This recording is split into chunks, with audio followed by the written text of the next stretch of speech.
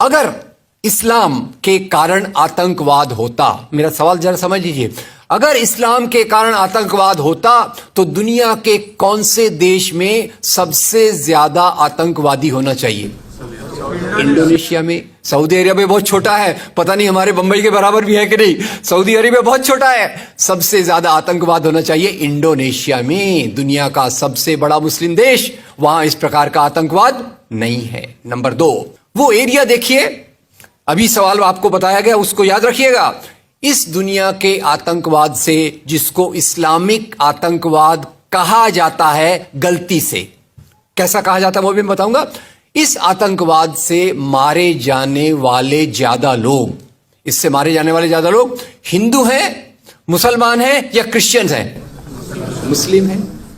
इस्लाम के नाम पे आतंकवाद है, सबसे ज्यादा कौन मारा जाता है? मुस्लिम। अब तीसरी बात का ख्याल कीजिए, किस एरिया में इसका लोकेशन है? This terrorism is located in which area?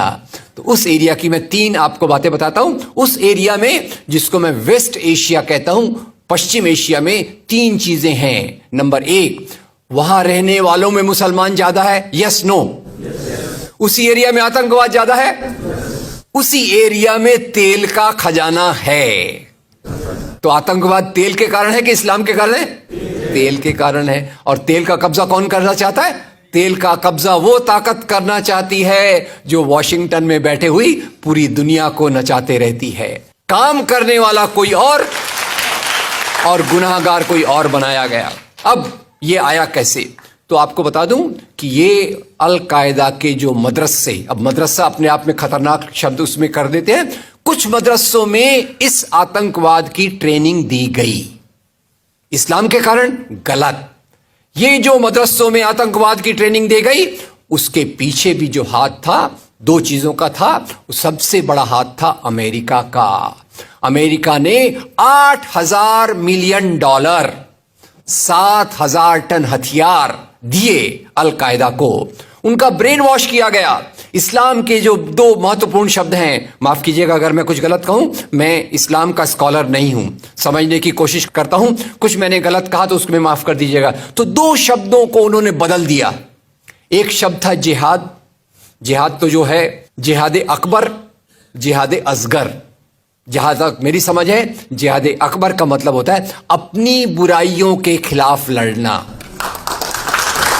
जिहाद असगर का मतलब होता है समाज की बुराइयों के खिलाफ संघर्ष करना। तो इस जिहाद शब्द का मतलब बदलकर कर दिया गया कि जो भी व्यक्ति आपसे असहमत है, जो भी व्यक्ति को, किसी को पहले काफिर लेबल करो। अब काफिर का भी एक बहुत अलग मतलब है, I won't go to the details of that. तो काफिर किसी को बोलो, उसको मारो, तो उसको जिहाद के नाम दिया गया। और ये ट्रेनिंग उन मदरसाओं में हुई जिसको अमेरिका ने पैसा दिया, अमेरिका ने सिलेबस भी दिया। और तो और मेरी समझ है, मदरसों में कुरान की ट्रेनिंग देते हैं। वो कैसे होना चाहिए वो आपके बीच में चर्चा का मुद्दा है, पर यहां जो ट्रेनिंग दी गई उसका सिलेबस वॉशिंगटन में बनाया गया। और खैर, ये क्यों बनाया गया उसके पीछे मैं पहले बहुत कोशिश करके, मेहनत करके लोगों को बोलता था ये अल कायदा इसके लिए बनाया गया। बाद में मेरे हाथ में एक बहुत अच्छी चीज आई। अब यूट्यूब में कई चीजें बहुत अच्छी है, कई चीजें खराब हैं। यूट्यूब के कारण हमारे कई नौजवान भटक भी रहे हैं, पर यूट्यूब की कुछ अच्छी चीजें आपको बताता हूं। यूट्यूब में आप सर्च कीजिएगा 3 शब्दों को, हिलरी क्लिंटन, अल कायदा, अमेरिका। उसमें आपको 4.5 मिनट का एक वीडियो मिलेगा जिसमें हिलरी क्लिंटन बताती है, मैं नहीं कह रहा, हिलरी क्लिंटन कहती है कि हमको रशियंस के खिलाफ लड़ना था। हमारी फौजें जो वियतनाम से एकदम डिमोरलाइज होकर आई थी वो तैयार नहीं थी, तो इन एशिया के मुसलमानों के नौजवानों के कंधे पर रखकर हमने अपनी बंदूक चलाई। हमने अल कायदा खड़ा किया, हमारा काम हो गया, हम अपने हाथ धो लिए और हम अपने वापस आ गए। तो यानी हमने कैंसर के बीज डाल दिए, हम तो अपने देश में सुरक्षित हैं। उसका जो नतीजा भुगतना हो वो एशिया के लोग भुगते, वेस्ट एशिया के लोग भुगते। और उसी के साथ 9/11 के बाद, उसी के साथ अमेरिकन मीडिया ने एक सबसे खराब काम किया, the most anti human act in the history of Mankind. मैं पूरी जिम्मेदारी से ये शब्द कह रहा हूं। क्या किया था अमेरिकन मीडिया ने? अमेरिकन मीडिया ने धर्म को आतंकवाद से जोड़ दिया।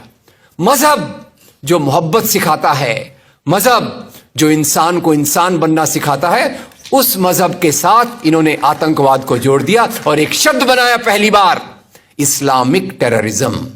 याद रखिए, दुनिया में आतंकवाद पहले भी हुआ है। याद रखिए आयरिश रिपब्लिकन आर्मी, याद रखिए खालिस्तान, याद रखिए नाथुराम गोडसे, याद रखिए इंदिरा गांधी का हत्यारा, याद रखिए राजीव गांधी का हत्यारा। आतंकवाद पहले भी हुए हैं, पर कभी भी मजहब को आतंकवाद के साथ नहीं जोड़ा गया। तो मैं मानता हूं अमेरिकन मीडिया ने अगर सबसे गंदा, सबसे एंटी ह्यूमन काम किया है तो इस जुमले का बनाना जिसको कहते हैं इस्लामिक टेररिज्म। अब इसके पीछे इस्लाम का कोई हाथ नहीं। जिहाद शब्द का मतलब बदल दिया गया और काफिर शब्द का मतलब बदल दिया गया। यहां से ब्रेन वॉश की एक प्रोसेस चालू हुई और इसी को मैं कहता हूं, ये प्रोसेस जो चालू की, ये प्रक्रिया एक कैंसर होती है। मेरा थोड़ा मेडिकल बैकग्राउंड है, मैं जानता हूं कैंसर शुरुआत में होता है, आपने ट्रीट कर लिया तो ठीक है, जब वो फाइनल स्टेज में जाता है तो पूरी दुनिया की बर्बादी करने पे तुल जाता है। और वही बात अलकायदा के साथ हुई। अलकायदा के बाद मामला वहीं खत्म नहीं होता। तेल की प्यास, तेल की भूख बहुत बड़ी है। आप जानते हैं भारत 200 साल तक गुलाम रहा इंग्लैंड का। काहे के लिए गुलाम था?